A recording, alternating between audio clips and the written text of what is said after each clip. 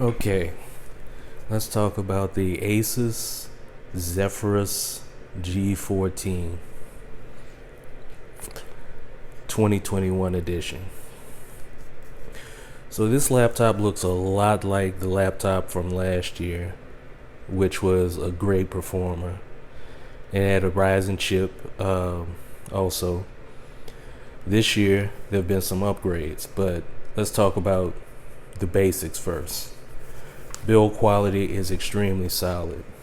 It has a classy white exterior, very little flex, very solid and compact. It's a 14-inch display.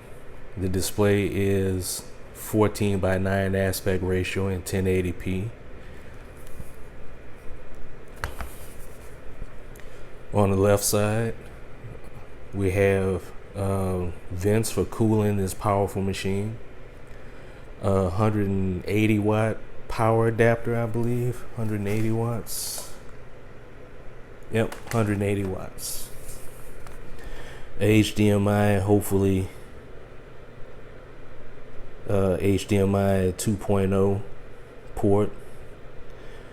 A USB-C input, which will also allow you to charge the battery, but much slower than the 180 watt power supply. I think the maximum you can get into one of these ports is 100 watts. You have a combo microphone headphone jack. On the back, you've got more cooling for this powerful machine. And one thing that's a little different from last year is the Zephyrus logo. I don't know if you'll be able to see it. It's kind of iridescent. It looks kind of rainbow colored, which is nice. The Republic of Gamers tag is also kind of iridescent. So they change things up very little, but if something works, why mess with it? So on the right side, you have a Kensington lock, and you have yet another exhaust port for air, 2 USB-A ports, and another USB-C port. 2 USB-C ports. I don't remember there being 2 USB-C ports on the G14 from last year. I'm not sure. Don't quote me on that.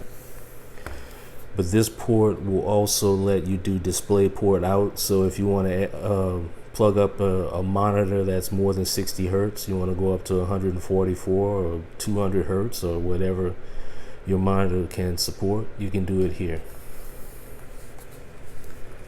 All right. Let's open her up. Got a pretty nice screen. I'm kind of spoiled because I'm coming from a Mac and I'm used to seeing really high color gamut, P3. But for a gaming laptop with a really high refresh rate, this is a nice monitor. It's 144 hertz and it's 100% sRGB, so you're gonna get a good color range. And I think it's 70% Adobe RGB.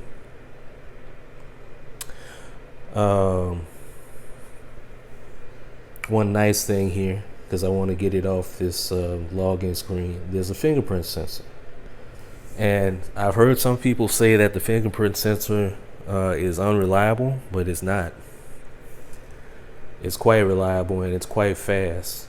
So kudos to ASUS for putting a Windows Hello functionality onto a gaming laptop.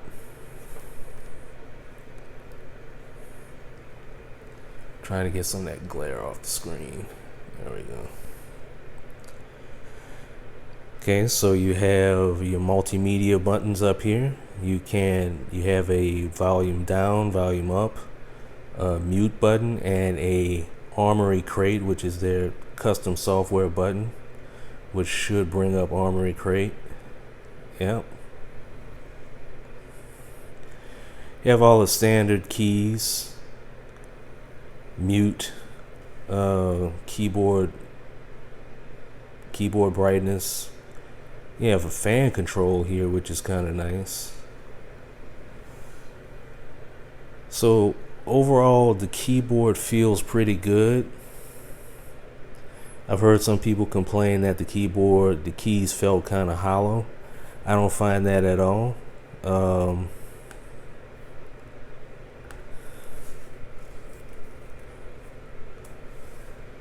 me, it works pretty fair. It feels good. It's got good travel. One thing though from last year, the keyboard brightness was kind of uneven. So I don't know if you'll be able to see it. Yeah, you won't be able to see it in the bright light on this camera. But the keyboard actually makes the white light on the silver background makes it hard to see the keys. It's actually better in normal lighting to just turn off the keyboard backlight.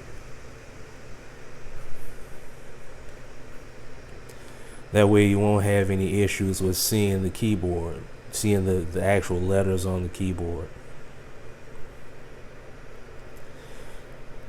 Now, the sound from this laptop is actually pretty decent.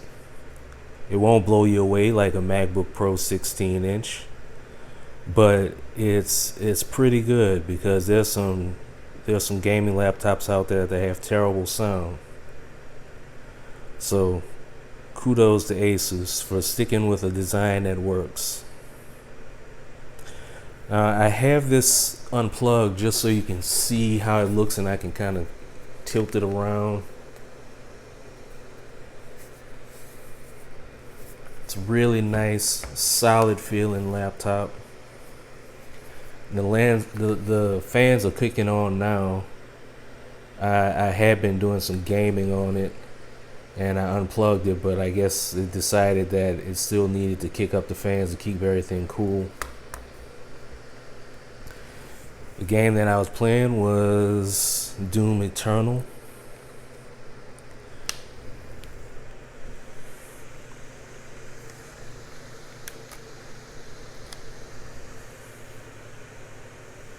So when I plug the power back in, it instantly goes into a high power mode.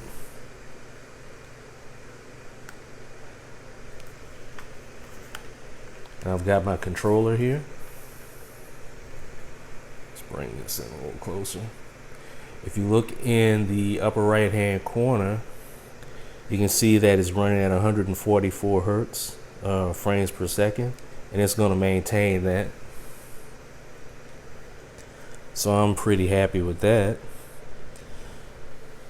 The screen is reasonably bright, not super bright. I think it's 400 nits.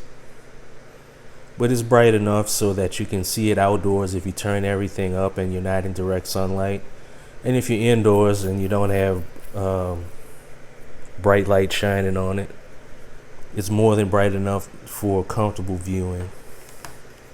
As a matter of fact, let's see if I can turn that brightness on. Yeah, the brightness is turned all the way up right now.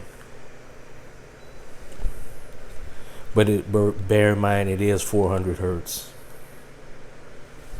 Oh, I'm sorry, 400 nits. I'm turning the sound up, but you probably won't be able to hear it on this lavalier mic.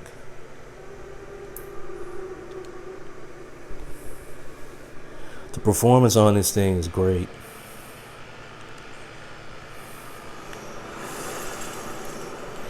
It's very smooth, very liquid.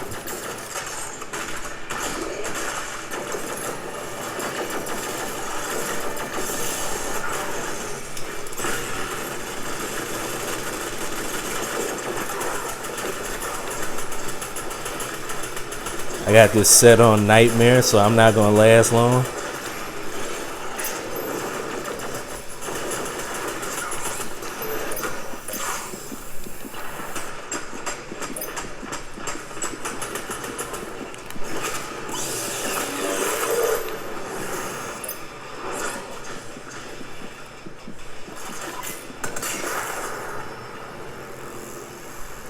Yeah, but the purpose of that was to show you how smooth everything runs. And just because I'm a proud man, I'm going to try this once more.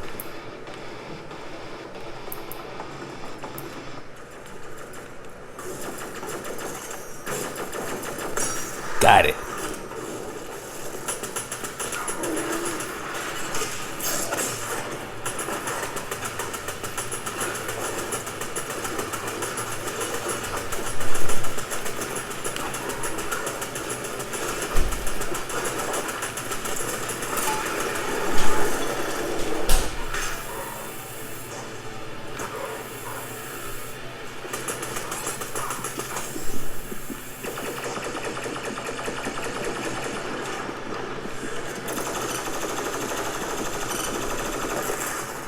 Ooh.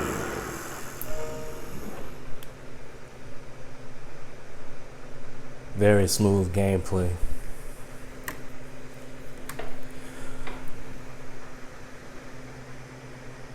So this thing has 16 gigabytes of RAM. It has a 1 terabyte M.2 SSD.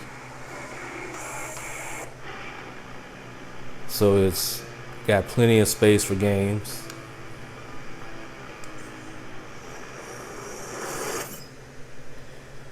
It's got a Ryzen 5900 HS processor, I believe. It's got a RTX 3060 Max-Q graphics card. So the Max-Q graphics card does kind of gimp it a little bit, but they need to do something to get it into this small chassis, and this is a small chassis. 14 inches. It's quite an accomplishment to get this much power into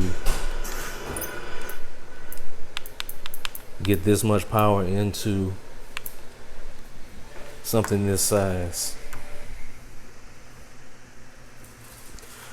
So overall, I'm pretty impressed, and if I were y'all, if I was in your shoes and looking for a gaming laptop, I would definitely go ahead and give it a shot.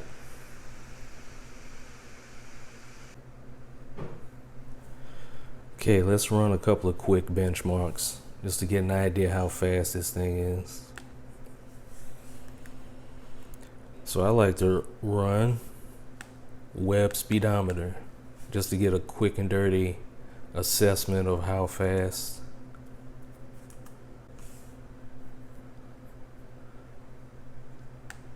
the web browser and therefore the computer is. So let's run this real quick. I'm expecting it to be like 130, 140.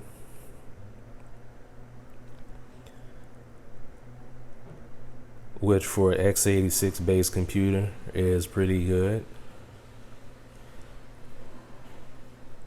The M1 Max get like in the 200s because I believe they have some kind of JavaScript magic going on.